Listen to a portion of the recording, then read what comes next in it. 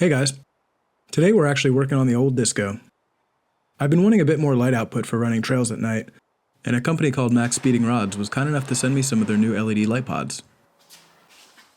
These 3.5-inch light pods have a really wide beam pattern which should work well on the roof rack of the Disco. I already have big spotlights on the bumper for long range, but these little guys should fill out the trail immediately in front of the truck and off to the sides. MaXpeedingRods claims 270-degree light coverage, but we'll see about that once we get them in the woods.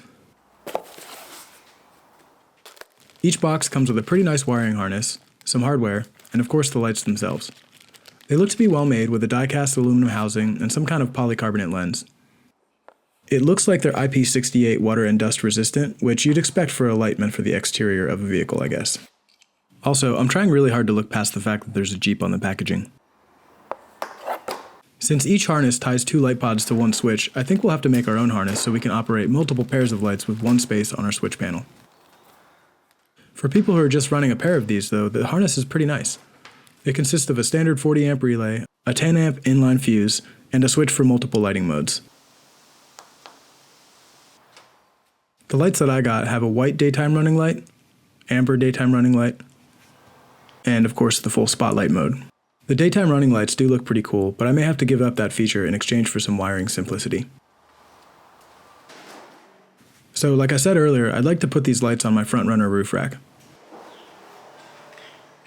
The weird shape of the Discovery roof means that there's a huge gap between the rack and the roof in the front, which seems like a perfect space to fill with lights. Luckily, the rack is pretty modular, so we can just pull off this front section and do most of the work on the bench.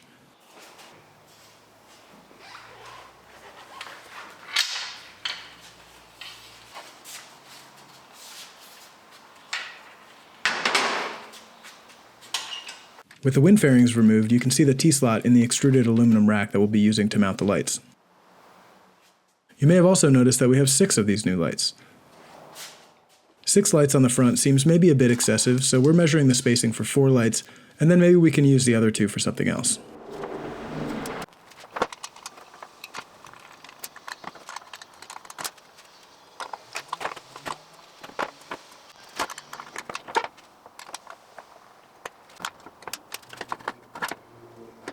Attaching the lights to the rack is really simple because the T-slots on the rack and the mounting holes in the lights are both sized for M8 fasteners.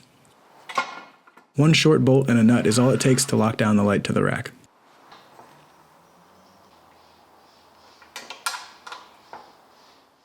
With all 4 lights mounted to the underside of the rack section, we can toss it back up there and see how it looks. Well, 4 lights didn't quite fill that space the way I wanted, so I guess we're going the excessive route. That looks a bit better. And we all knew it would, right? Wiring all 6 lights to one switch is going to be a hassle, but certainly worth it for the looks alone. Alright, we're back on the bench so we can see what we're working with. Since the lights have 3 distinct modes, that means they have 4 wires going to each one. 3 for the lights and 1 for ground. This means that the plug and harness for each light is fairly bulky. It's really well sealed with nice connectors, but a bit too bulky for our use. I should note that MaXpeedingRods told me they will have a combination harness that will work for multiple pairs of lights, but it just wasn't available to me when I made this video. One thing that would have been nice is having the connector plug directly into the back of the light housing. I assume that would be really difficult to package given the size of the housing, but it would have made making the custom harness much easier. With all that said, the first thing we need to do is get rid of these connectors. Then we can open up the wire loom to find the main light power wire and the ground wire. It pains me to do this, but we're not using the daytime running light modes, and those wires have to go.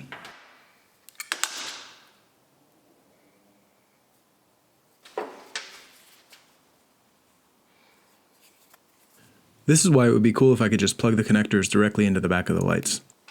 Then I'd only have to use a ground and power wire for each spotlight, and not have to leave these white and yellow wires inside the harness.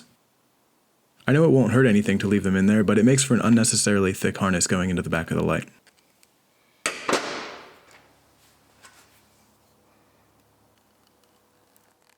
So now the light has 1 power and 1 ground coming out of it, and we can start attaching the lights together. I've been using these heat shrink butt connectors a lot lately, instead of soldering. They crimp down really well and then get sealed up with the integrated heat shrink.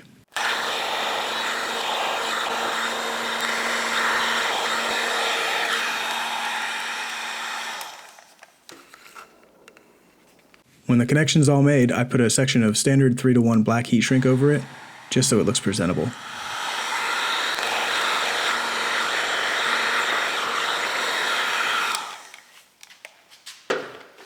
As we get further up the harness, I'm using thicker wire. The last two lights are on 18 gauge wire, the next two are on 12, and the first two are on 10. Admittedly, 10 gauge primary wire is overkill for 6 lights that draw about 18 amps combined, but I had some laying around and it can't hurt. Okay, so all 6 lights are wired together in parallel, and let's see what happens when we add 12 volts. I'll admit this is a very basic wiring job, but it's always nice to see that everything works as intended. While the whole unit is down on the bench and powered up, I can wiggle the harness around and check for any loose connections or anything like that. Looks like we're all good.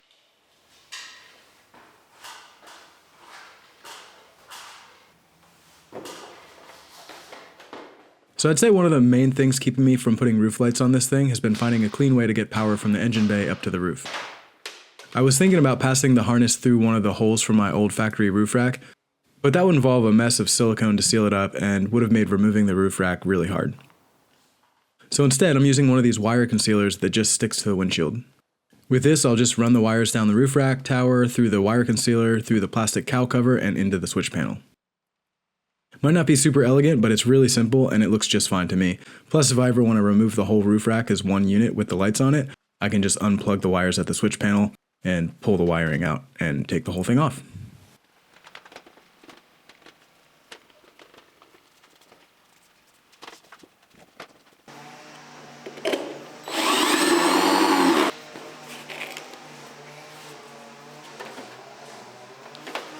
The wire sheathing you can see here is just recycled from the original harness. It's nice and flexible and looks pretty good for the few inches you can see it.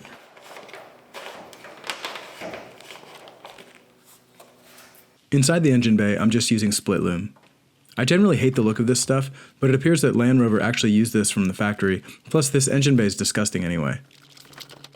So we'll just throw some split loom around these 10 gauge power and ground wires, then plug them into the 30 amp spot in the switch panel. Each pair of these lights comes with a 10 amp fuse, and I have 3 pairs wired together. 10 times 3 is 30, so a 30 amp circuit seems like it should work pretty well.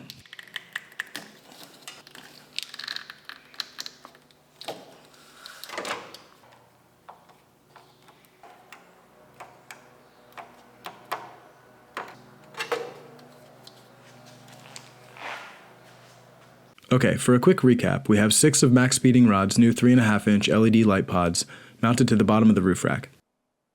We modified the wiring harness to suit our needs, and now it tucks nicely into the T-slot channel on the top of the rack. The rest of the wiring is looking pretty tidy and is all powered by one switch in the truck.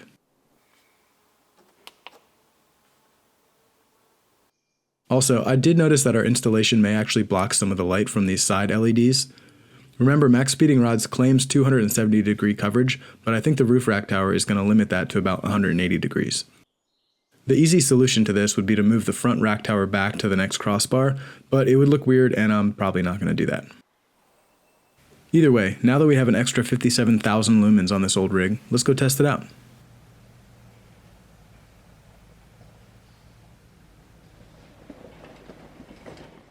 Okay, so right off the bat I can say these are quite a bit brighter than I was expecting. They aren't throwing light super far down the road, but the medium range light is actually really good. I think the thing I like most about these is the light that spills off to the side of the trail. I've never had any lights on the sides and was actually contemplating ditch lights for that reason, but I like this setup better. I could probably run trails at night now and never even turn on the headlights or the bumper mounted LED spotlights.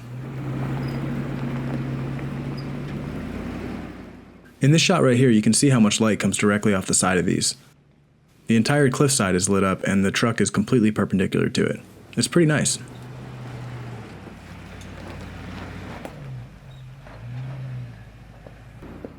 So overall, I'm really impressed.